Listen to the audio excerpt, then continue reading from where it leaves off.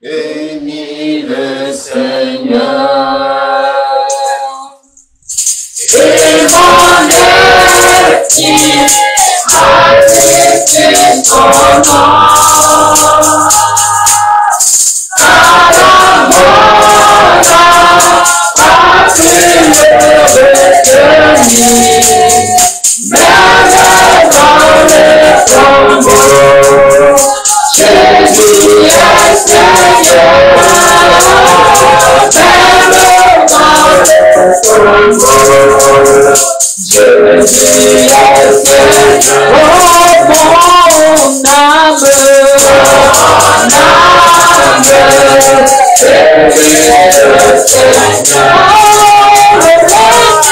bénis le Seigneur. Magnifique ton nom.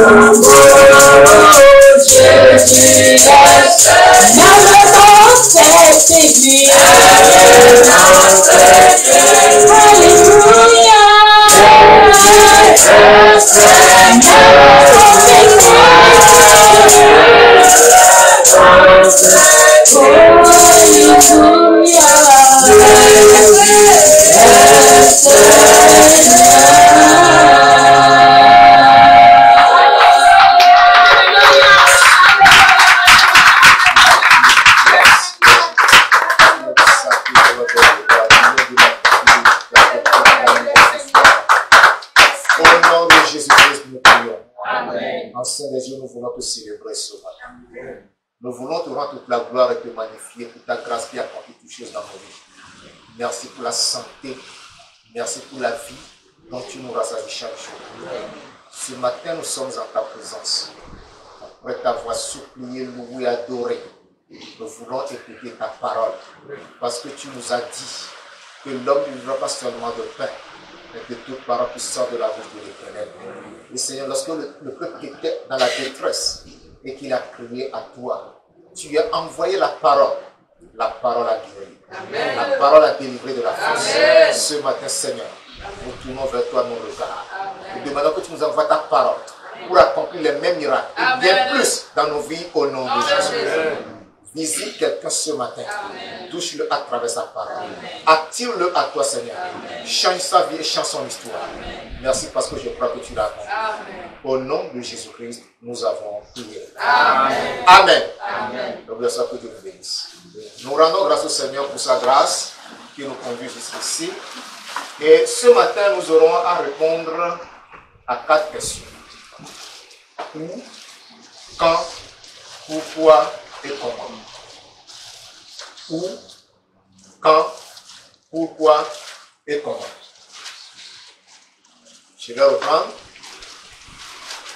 Où, quand, pourquoi et comment trouver le salut en Christ. Alléluia. Où, quand, pourquoi et comment trouver le salut en Christ.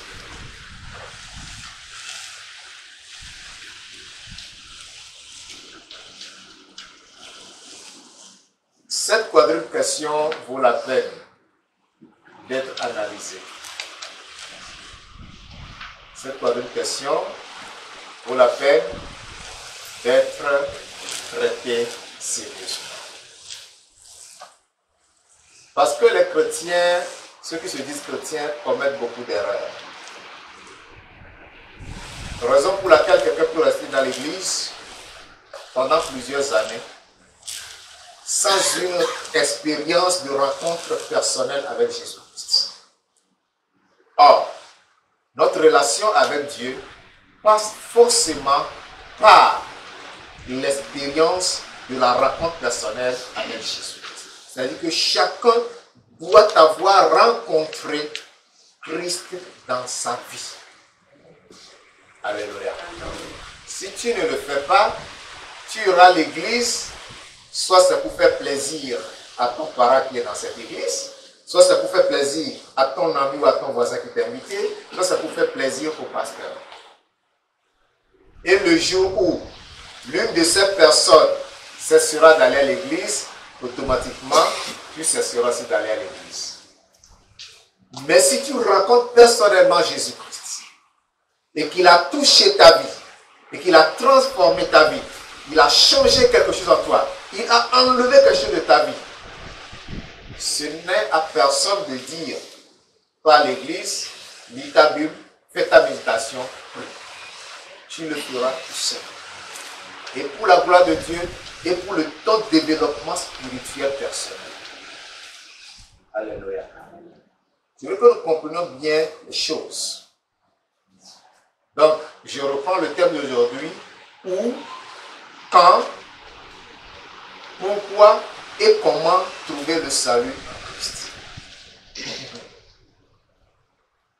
Where, when, why, and how to find salvation in Christ.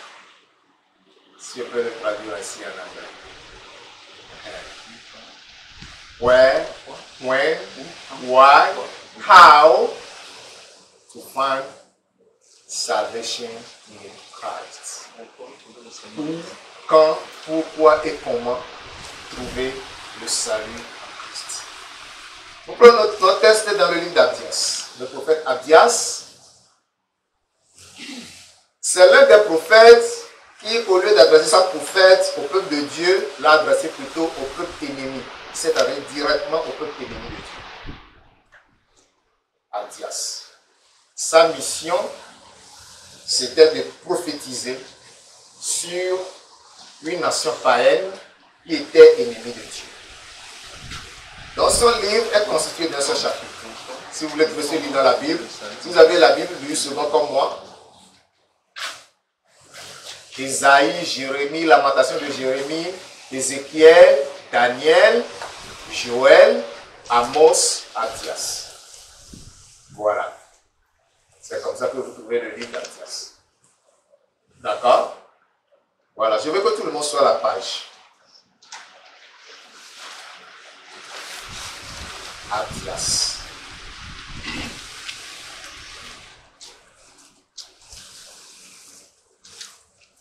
Nous devons lire en principe tout le chapitre. Mais c'est un peu long. À cause de cela, je vais lire seulement les versets 17 et 18. Versets 17 et 18. Alors, j'ai dit que c'est un seul chapitre. C'est un seul chapitre. Nous lisons les versets 17 et 18. Le livre d'Abdias est composé d'un seul chapitre. Nous lisons les versets 17 et 18.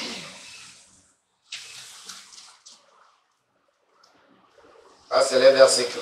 Il dit, mais le salut sera sur la montagne de Sion. Elle sera sainte.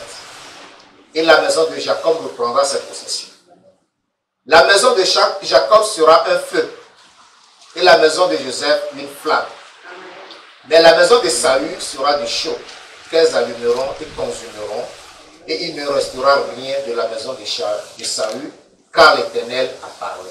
Amen. Alléluia. Amen. Ces deux versets nous expliquent le message de l'Éternel adressé à la maison de Saül. Si vous connaissez bien l'histoire biblique, vous connaissez l'histoire d'Abraham, qui était le père d'Isaac, Isaac qui était le père de Jacob et d'Ésaü, vous comprendrez que Ésaü est le frère d'Israël, son frère jumeau. Ils ont séjourné dans le même ventre, ils étaient sortis le même jour. Vous savez ça? Hein? Mais, qu'est-ce que le verset 18 nous dit? Il dit, la maison de Jacob sera un feu, et la maison de Joseph une flamme. Jacob est descendant de Joseph, ce n'est qu'une précision. C'est la forme emphatique. Mais la maison de Saül sera du chaud, qu'elles allumeront et consumeront, et il ne restera rien de la maison de Saül, car l'Éternel a parlé. Je vous ai dit que la prophétie d'Abdias s'était adressée à la nation ennemie d'Israël. La nation païenne ennemie d'Israël, c'est la maison de Saül. Et Saül, qui était voisin d'Israël, de Juda particulièrement, s'est fait ennemi de Juda. S'est fait ennemi d'Israël. Il combattait nuit et jour le peuple de Dieu. Non seulement cela, quand les ennemis venaient de lointain pour combattre Israël, ils se joignaient à eux pour combattre Israël. Où est la méchanceté? C'est pour te dire que dans ta famille, il y a un sorcier qui t'en veut, mais ne pouvant pas l'emporter sur toi, lorsque des sorciers viennent d'ailleurs, ils les aident à t'attaquer. Ils les aident à te fermer les portes. Ils les aident à te bloquer. Ils les aident à t'oppresser. Chez moi, on dit que c'est le rat domestique qui te livrera au rat sauvage. Si le rat domestique ne te livre pas au rat sauvage, il ne sera pas victime. C'est ça ce qui se passe ici. C'est son propre frère qui le livre à l'ennemi. Et Dieu dit que cet ennemi qui se trouvait en sûreté sera complètement anéanti. Je reviendrai là-dessus pour vous l'expliquer dans la suite du message. Ce que je voudrais que nous considérions à ce niveau, c'est que Dieu nous fait comprendre que le salut, parce que nous parlons du salut, nous disons où, quand, pourquoi et comment trouver le salut en Christ. Et le Seigneur nous dit que le salut sera sur la montagne de Sion. Elle sera sainte. Et la maison de Jacob reprendra ses possessions. Ceci m'amène à traiter la question où trouver le salut en Christ. Où trouver le salut en Christ. On dit que le salut sera sur la montagne de Sion. Nous n'irons plus en Israël aujourd'hui pour grimper sur la montagne de Sion, disant que nous cherchons le salut. Nous n'irons pas non plus au lieu de lamentation. Mais ici où nous sommes sur la montagne de Sion. C'est devenu spirituel. Alléluia. L'assemblée, le lieu où nous sommes pour prier, c'est la maison de Sion, c'est la montagne de Sion, où se trouve le salut. C'est pour te dire que si tu viens ici, et que le message ne te transforme, ce n'est pas dans la vallée que tu auras trouvé ton salut. Alléluia. Ce n'est pas avec les voisines du marché, ce n'est pas avec les voisins du bureau, ce n'est pas avec les camarades de classe, ce n'est pas avec les amis du quartier que tu trouveras ton salut. Parce qu'ils ne l'ont pas. Le salut se trouve seulement dans la maison de Dieu. Donc si tu n'ouvres pas ton cœur pour que ce message te pénètre, pour te transformer, c'est que tu as raté l'occasion de ton salut. Est-ce que je m'adresse à quelqu'un? Amen. Soyez bénis. Voyons Actes des Apôtres chapitre 4 verset 12. Actes des Apôtres chapitre 4 le verset 12. Il nous dit, il n'y a de salut en aucun autre, car il n'y a sous le ciel aucun autre nom qui a été donné parmi les hommes, par lequel nous devons être sauvés. Si nous lisons le verset 11, nous comprendrons mieux le verset 12. Il dit, Jésus est la pierre rejetée par vous qui bâtissez, qui est devenue la principale de l'angle. C'est en ce Jésus seulement que se trouve le salut. Où trouver le salut en Christ? C'est en Jésus même qu'on trouve le salut en Christ. Le salut ne se trouve nulle part ailleurs. Le salut ne se trouve pas en Mahomet. il est trop petit pour offrir le salut. Il a créé une religion dans laquelle les gens se ruent, mais il n'y a pas de salut. Les gens font l'expérience, ils ont compris qu'il n'y a pas de salut dans la religion fondée par Mahomet. Alléluia. Mais en Jésus-Christ se trouve le salut. Le salut ne se trouve pas dans Confucius. Le salut ne se trouve pas dans Christian Bernard. Le salut ne se trouve pas dans Bouddha. Le salut se trouve en Jésus-Christ. Ce n'est pas les reliques de ta famille qui te donnent le salut. Non. Il n'y a pas de salut dans les reliques familiales. Le salut se trouve en Jésus-Christ. Ton âme est perdue et damnée. Tu es sans Christ, si tu meurs, tu vas directement en enfer. Mais pour échapper à l'enfer, viens à Jésus-Christ. Son sang qui a coulé au Calvaire te lave, te purifie, te pardonne tous tes péchés. Ton nom est écrit dans le livre de vie, tu meurs, tu vas directement au ciel. Amen. Alléluia. C'est ce que tu dois rechercher. C'est ça qui doit être ta préoccupation. Parce que ce Jésus est l'unique médiateur entre nous et Dieu. Ce n'est que par lui que nous pouvons aller à Dieu. 1 Timothée chapitre 2, verset 5. Car il y a un seul Dieu. 1 Timothée 2, verset 5. 1 Timothée 2, verset 5. Car il y a un seul Dieu et aussi un seul médiateur entre Dieu et les hommes, Jésus-Christ, homme. Verset 6. Qui s'est donné lui-même en rançon pour tous. En rançon. C'est-à-dire qu'il s'est vendu pour nous. Il a pris notre place. Afin que nous soyons sauvés. C'est là le témoignage rendu en son propre temps. Dieu et les hommes, le médiateur, c'est Jésus-Christ. C'est par lui que nous trouvons le salut.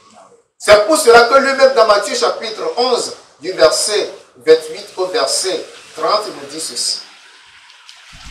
Matthieu chapitre 11, du verset 28 au verset 30, Jésus même dit, venez à moi, vous tous qui êtes fatigués et chargés, je vous donnerai du repos. Mon frère, tu es chargé de fardeaux de péché, de fardeaux de mensonges, de fardeaux de fausseté, de fardeaux de fornication, de fardeaux d'adultère, de fardeaux de masturbation, de fardeaux de drogue, de toxicomanie, de fardeaux d'alcoolisme, de fardeaux de violence.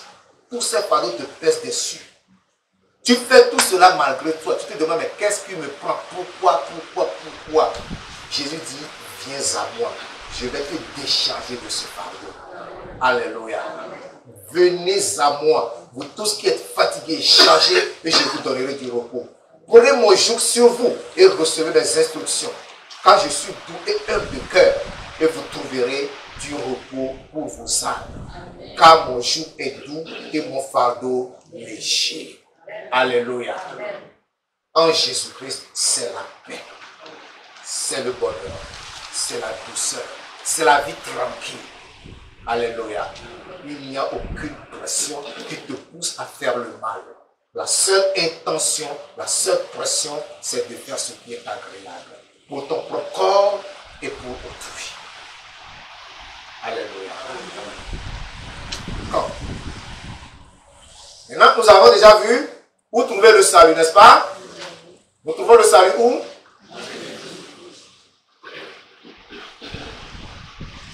Où?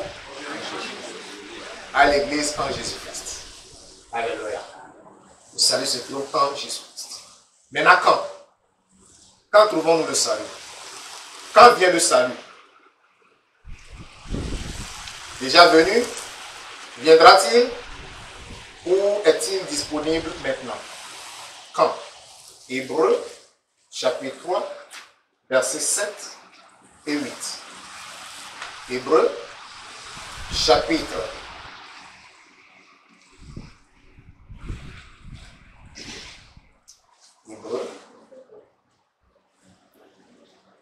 3, versets 7 et 8. Il dit, c'est pourquoi selon ce que dit le Saint-Esprit, aujourd'hui si vous entendez sa voix, N'endurcissez pas vos cœurs comme lors de la révolte, le jour de la tentation dans le désert. Alléluia. Il dit aujourd'hui, si vous entendez sa voix, n'endurcissez pas vos cœurs. Pourquoi? 2 Corinthiens 6. 2 Corinthiens 6. La raison pour laquelle on ne doit pas endurcir le cœur se trouve dans 2 Corinthiens, au chapitre 6. 2 Corinthiens, chapitre 6, le verset 2. Car il dit, au temps favorable, j'étais exaucé. Au jour du salut, j'étais secouru. Voici maintenant le temps favorable. Alléluia. Amen. Voici maintenant le jour du salut. Quand? Maintenant. Quand? Maintenant. Ce n'est pas après. Ce n'est pas après. Si tu dis je serai sauvé après, tu te trompes. C'est aujourd'hui. C'est maintenant. Alléluia. Il ne faut pas reporter son salut à plus tard. Il ne faut pas le faire. C'est maintenant. Il dit, c'est maintenant le jour du salut. C'est maintenant le temps favorable. C'est maintenant. Isaïe 49, le verset 8. Isaïe 49, le verset 8. Dit, ainsi parle l'Éternel, au temps de la grâce, je t'exaucerai, et au jour du salut, je te secourrai. Je te garderai et je t'établirai pour traiter alliance avec le peuple, pour relever le pays et pour distribuer les héritages désolés. Alléluia. Au jour du salut, je te secourrai. Au temps de grâce, je t'exaucerai. Le temps de grâce, le temps du salut, le jour du salut, c'est aujourd'hui. Pour toi, c'est aujourd'hui. Tu le remets à plus tard. Tu trouveras malheur en chemin. Je me souviens du témoignage de ce jeune homme. Je crois que nous étions en 1987. On est allé lui prêcher l'évangile. Le jeune homme a répondu avec orgueil, je m'en fous de votre évangile, moi je suis pour Satan. Ceux qui lui ont prêché la parole l'ont quitté. Il s'est levé pour traverser la route. Quand le camion l'a fauché, on a dû ramasser ça depuis sur la route. On a ramassé. Après la sauvé, on l'a ramassé. Il a dit qu'il est pour Satan. Satan l'a récupéré. On ne reporte pas à plus tard le salut. Quand le message du salut te parvient, accepte ce message. Abandonne ta vie au Seigneur et tu seras libéré. Et si tu le remets à plus tard, il faut que tu saches que le diable a envie de te piéger.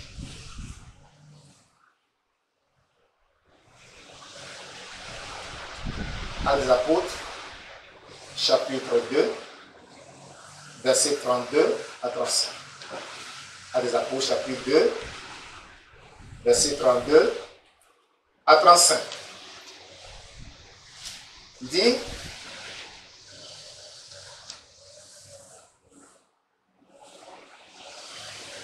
Acte 2, oui, verset, j'ai dit quoi? Non, c'est 37 plutôt. C'est du verset 37 au verset 39. 37 au verset 39. Après avoir entendu ce discours, sur le cœur il m'a touché et dire à Pierre et aux autres apôtres, hommes frères, que ferons-nous? Pierre leur dit, repentez-vous et que chacun de vous soit baptisé au nom de Jésus-Christ pour le pardon de vos péchés et vous recevez le nom du Saint-Esprit. Car la promesse est pour vous, pour vos enfants et pour tous ceux qui sont au loin en aussi grand nombre que le Seigneur, notre Dieu, les appellera. Alléluia. Les gens, vous voyez ici l'exemple des gens qui ont écouté la parole. Quand ils ont écouté, il y a quelque chose qu'ils n'ont pas bien compris. Alors ils ont posé la question au prédicateur. Que devons-nous faire? Il y a quelque chose qui ne leur a pas été expliqué. Que devons-nous faire? Et on leur a dit, quoi? Repentez-vous. Et que chacun de vous soit baptisé au nom de Jésus-Christ pour le pardon de leurs péchés. Alors vous recevez le pardon, vous recevez le don du Saint-Esprit. Donc, la repentance, la réaction au salut, au message du salut, c'est la repentance. Tu dois te repentir. C'est ce qui leur est expliqué. Et ils ont obéi instantanément. C'est un bon exemple pour toi à suivre, mon frère. Pourquoi? Pourquoi? La troisième question. Pourquoi trouver le salut en Christ? Pourquoi? D'abord, pour le pardon de vos péchés. Tu as besoin du salut en Christ pour que tes péchés puissent soient pardonnés. Actes des Apôtres chapitre 2, le verset 38, il a dit: repentez-vous que chacun de vous soit baptisé au nom de Jésus-Christ pour le pardon de vos péchés. D'accord? Le pardon de vos péchés. C'est très important. Deuxième raison, c'est que le jugement de Dieu est imminent. Et que Dieu est prêt à juger tout le monde à tout moment. Romains chapitre 2, le verset 16. Romains chapitre 2, le verset 16. Romains chapitre 2, verset 16. C'est ce qui paraîtra au jour où, selon mon évangile, Dieu jugera par Jésus-Christ les actions secrètes des hommes. C'est ce qui paraîtra le jour où, selon mon évangile, Dieu jugera par Jésus-Christ les actions secrètes des hommes. Tout ce que tu fais en secret, tout ce que tu fais dans le lieu caché, dans la nuit noire, sans que personne ne soit au courant, tu l'as caché à tout le monde. Tu l'as caché à ton mari, tu l'as caché à ta femme, tu l'as caché à ton père, tu l'as caché à ta mère, tu l'as caché à tes frères et sœurs. Tout le monde, tu l'as caché à tout le monde. Personne n'est au courant. Dieu lui voit parce que lui qui a créé le soleil et la lune pour éclairer le jour et la nuit n'a pas besoin de torche pour voir ce qui se passe dans une nuit noire. Alléluia. Il te voit, tu penses que tu es caché, tu n'es pas caché. Rentre même sous ton lit, arrête toutes les lumières, ferme les fenêtres et les portes. Il te voit. Il n'a pas besoin de torche pour te voir. Il te voit là où tu es. On dit c'est ce qui paraîtra le jour selon mon évangile. C'est l'apôtre qui parle. Selon mon évangile, Dieu jugera par Jésus-Christ les actions secrètes des hommes. Ce que tu as tenu secret là. Il dit ça c'est mon secret personnel. Personne ne doit le savoir. Il t'a dit que c'est personnel. Dieu est au courant, les anges sont au courant. Selon ça, tu seras jugé. À cause de ça, pour éviter ce jugement, il faut te repentir maintenant. Il faut accepter le salut de Christ pour être libéré. Parce qu'en ce jour, tu seras classé parmi ceux-là. Ce n'est pas question de dire: oh Seigneur, tu sais, moi je pars à l'église, hein. Oh Seigneur, moi je prie, hein. Oh Seigneur, moi je jeûne. Hein. Il a dit en ce jour-là, plusieurs me diront: Seigneur, Seigneur, n'est-ce pas? Et tu as prêché l'évangile dans nos rues. En temps, nous avons chassé les démons. En temps, nous avons guéri les malades. Le Seigneur leur dira ouvertement: je ne vous connais pas, je ne sais que vous êtes. C'est ce que Jésus m'a dit. En ce jour, regarde là où il va te classer. Apocalypse chapitre 21, le verset 8. Apocalypse chapitre 21, verset 8. Quand on parle de l'imminence du jugement de Dieu, il faut bien comprendre. Apocalypse 21, verset 8 dit: mais pour les lâches, les incrédules, les abominables, les meurtriers, les impudiques, les enchanteurs, les idolâtres et tous les menteurs, leur part sera dans les temps ardents de feu et de soufre, ce qui est la seconde mort. Tout ce qu'on a aligné là, souligne bien, marque bien ce verset. Arrivé à la maison, relis bien et reprends chaque péché mentionné. Chapitre 22, verset 12. Apocalypse chapitre 22, verset 12.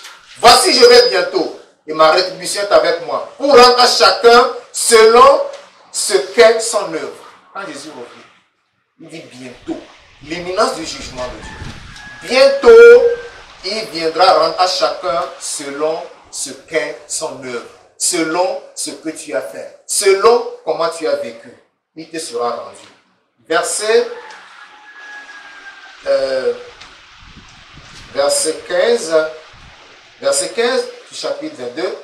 Dehors les chiens, les enchanteurs, les impudiques, les meurtriers, les idolâtres, et quiconque aime et pratique le mensonge. Il faut bien noter tout ce qui est écrit. Les chiens, ceux qui vivent comme des chiens, qui s'habillent comme des chiens. Les chiens se baladent partout, s'embrassent partout. N'est-ce pas? Si toi tu es comme un chien, ta libido n'a pas de frein, sache que le jour-là, tu rendras compte. Tu n'as pas de limite à ça. Les enchanteurs, ceux qui vont féticher les autres, ceux qui vont ensorceler les autres, ceux qui courent derrière les marabouts, les impudiques, tous les péchés sexuels, jusqu'aux habillements, ces habillements diaboliques qui séduisent et qui induisent en erreur, qui poussent dans le péché. Tu rendras compte. Dehors, la Bible dit dehors, dehors, ça dit vous n'avez pas de place dans le royaume. Sortez, sortez, sortez, quittez le royaume. Votre place, c'est dans les temps ardents de feu et de souffle, ce qui est la seconde mort. Alléluia. Dieu vous aidera.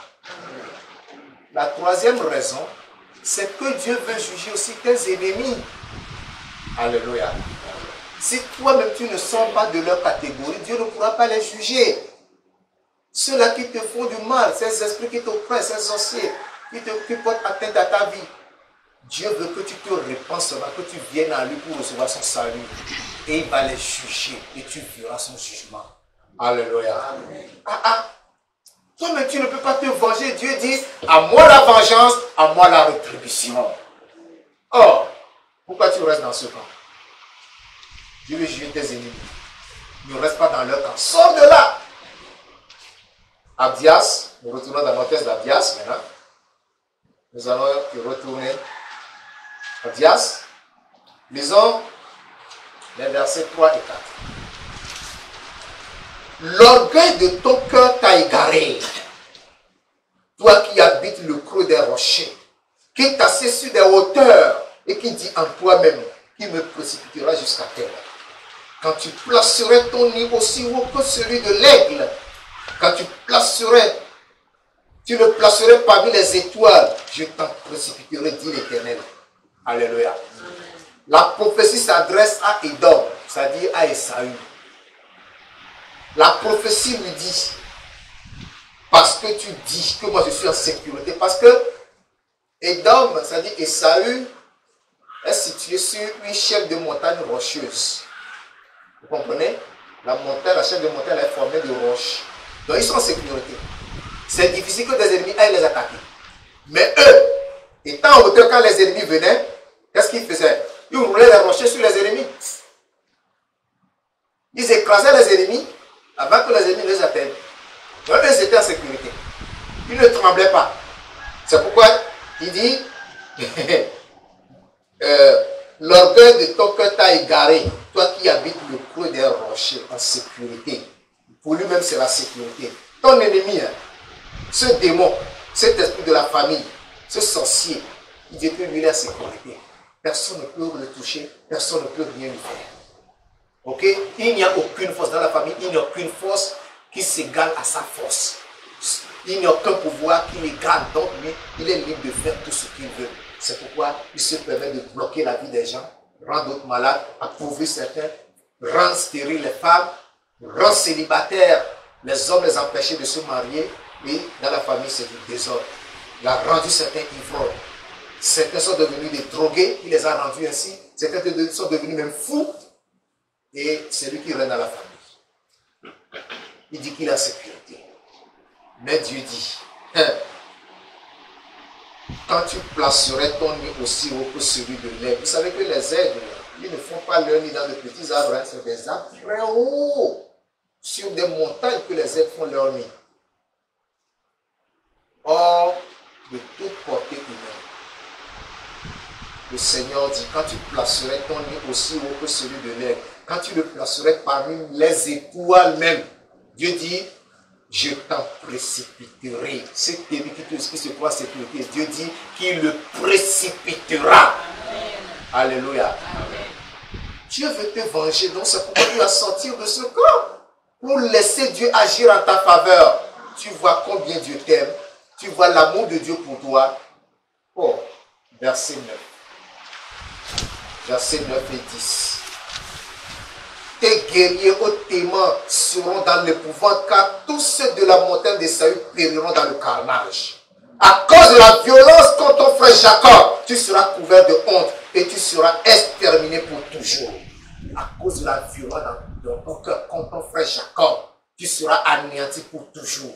Gloire à Dieu. Amen. À cause de la méchanceté, de la pensée, des actions des hommes comme toi, Dieu dit qu'ils seront anéantis pour toujours. Dieu est très miséricordieux, très clément, très compatissant. Il ne se presse pas de juger le méchant. Il lui accorde le temps de se repentir. Mais face à sa résistance à l'appel à la repentance, c'est là où Dieu déclenche son jugement. Et quand Dieu déclenche son jugement, c'est sans appel. Alléluia. C'est pourquoi tous ceux-là qui font la guerre en secret, ils courent à leur perte. Ils le font à leur risque et péril. Même contre cette église, ceux qui font la guerre à cette église ici, tant pis pour eux. Quand le temps de Dieu sonnera, ils verront de leur propre. Amen. Alléluia. Amen. Dieu est très patient. Il leur accorde l'opportunité de se repentir ou d'arrêter de faire ce qu'ils font. Mais aussi longtemps qu'ils vont continuer, je dis malheur à ceux-là. Amen. Ils sont là. Ils ont fait, ils sont fatigués. Lorsque d'autres viennent d'ailleurs, ils les accueillent, ils leur disent bon, passez comme ça, faites comme ça, faites comme ça. Malheur à ceux-là. Et il y en a qui sont endogènes, qui sont dedans avec nous. Ils sont des portes ouvertes. Il dit, hein, même si tu places ton nid dans les étoiles, là, parmi les étoiles, de là, je te précipiterai. Amen. Tu ne peux pas te cacher, tu ne peux pas t'éloigner pour toujours. Qui a créé les étoiles pour que tu aies placé ton nid sur les étoiles pour dire que tu es en sécurité? C'est Dieu qui les a créés. C'est lui qui les a placés là. Va placer ton nid là-bas, il va te précipiter. Amen. Alléluia. Amen. C'est pourquoi mon frère, ma soeur, tu as venu la Christ. Maintenant, comment trouver le salut en Christ? Comment trouver le salut en Christ? Matthieu chapitre 1, le verset 2. Matthieu chapitre 3, le verset 2.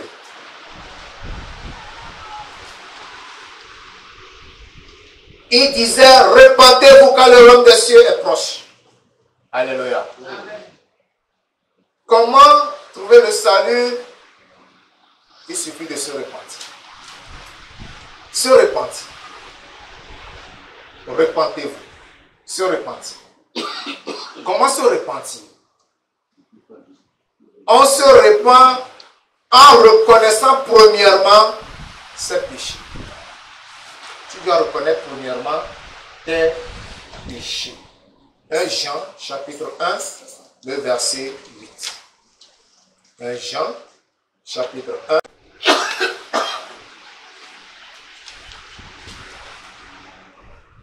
Je lis. Je suis dans Pierre. 1 Jean, chapitre 1, le verset 8. Il dit, si nous disons que nous n'avons pas de péché, nous nous séduisons nous-mêmes et la vérité n'est point en nous. Si tu dis que tu n'as pas de péché, tu te trompes toi-même. Verset 10. Si nous disons que nous n'avons pas péché, nous le faisons menteur et sa parole n'est point en nous. Donc, ce que Dieu nous demande ici, c'est de reconnaître humblement nos péchés. Mais si on est là, se justifier, non, moi je suis saint, dans nos familles on est saint, personne n'est initié, on ne fait pas ça dans notre famille, on ne fait pas cela, tu te trompes. Oh, nous sommes tous nés chrétiens parce que papa et maman partent à l'église, nous sommes nés dans l'église, nous aussi partant à l'église. Non, non, non, c'est pas papa et maman. C'est personnel. Le salut est personnel. Maintenant le verset. Si nous confessons nos péchés, il est fidèle et juste pour nous les pardonner et pour nous purifier de toute iniquité. Alléluia. Si tu confesses tes péchés,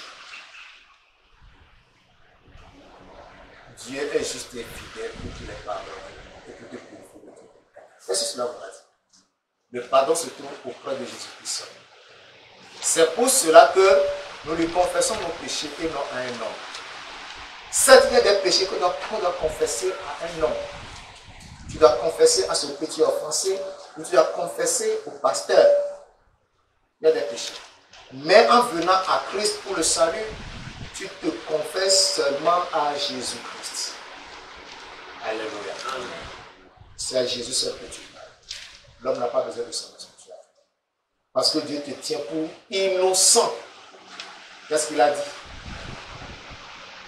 Dieu, sans tenir compte des temps d'ignorance, annonce maintenant à tous les hommes partout où se trouvent qu'ils aient à se repentir.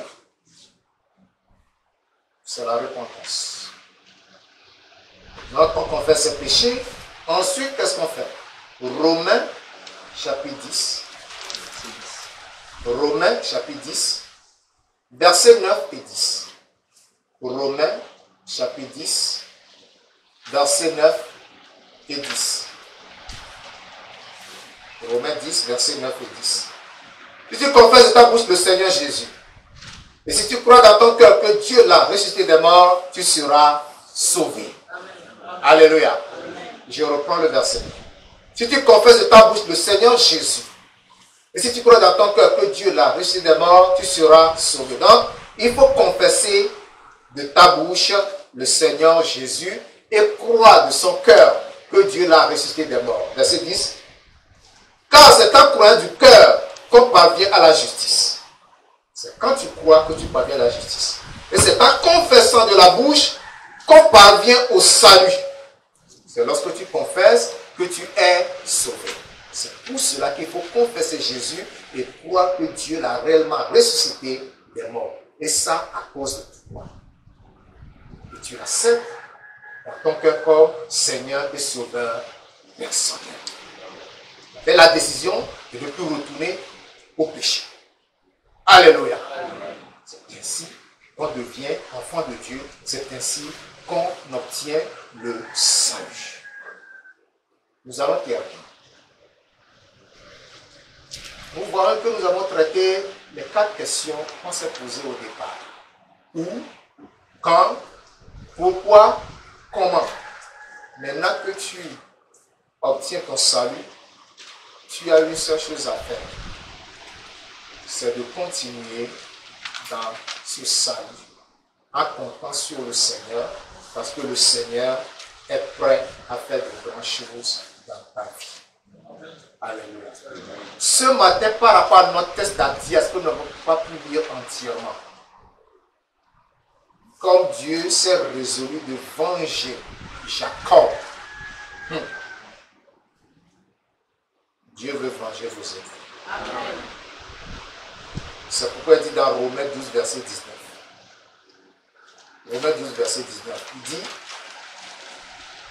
ne vous vengez point vous-même, bien-aimés, mais laissez agir la colère. Car il est écrit, à moi la vengeance, à moi la rétribution, dit le Seigneur.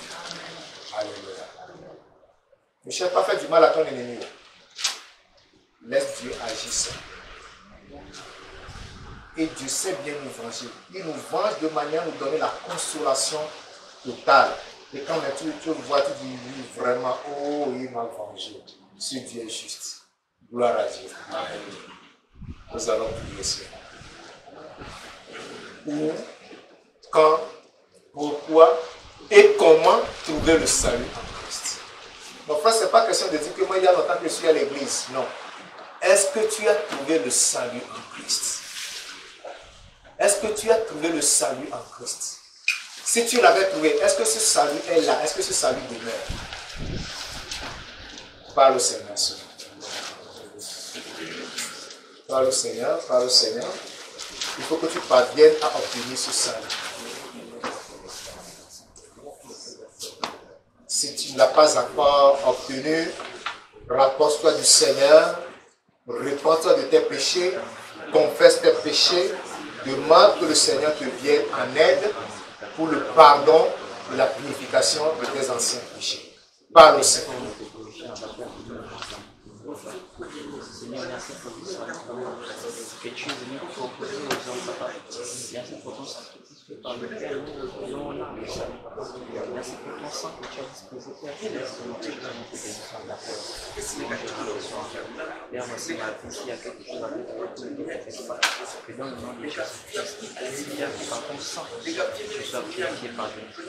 Que cette chose-là de notre vie dégage de nous, ça reste le fait que nous doit conduire par le Dieu de son Jésus. Et cette ma vie, Père, tu dis Apocalypse 2, Car le salut est précédent.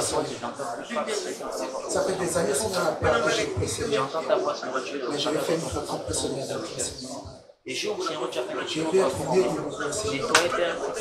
Je vais avancer le Seigneur. On fait la fausseté, le mensonge, on fait la convoitise, tout ce qui est en mon Père. Je vais que mon cœur et mon âme t'appartiennent, Seigneur. Je vais véritablement sauver, Seigneur. Sauver du péché, Seigneur. Car le péché, Seigneur, le salaire du péché, c'est la mort. Seigneur, je veux tout passer à ce qu'on Seigneur. Et je vais avoir, Seigneur, la vie éternelle, Seigneur. C'est pourquoi je viens à toi, Jésus-Christ, sur la Seigneur. Ainsi, Seigneur, parce que je peux prendre, Seigneur. Je veux prendre mon cœur, Seigneur, je vais être lui, Seigneur, avoir une conscience en plus, Seigneur, une conscience, Seigneur, non souillée, une conscience, Seigneur, sans péché, Seigneur, devant toi, Seigneur. Si nos consciences nous reprochent, Dieu est plus grand que nos consciences. Oh Seigneur, nous voulons avoir, Seigneur, une conscience en toi. Aide-nous, Seigneur, à avoir le Seigneur, par Jésus, Seigneur. À avoir, Seigneur, l'assurance, Seigneur, Dieu de notre salut, Seigneur, en ayant une conscience pure, une conscience, Seigneur, sans péché. Au nom de Jésus-Christ de Nazareth. Amen.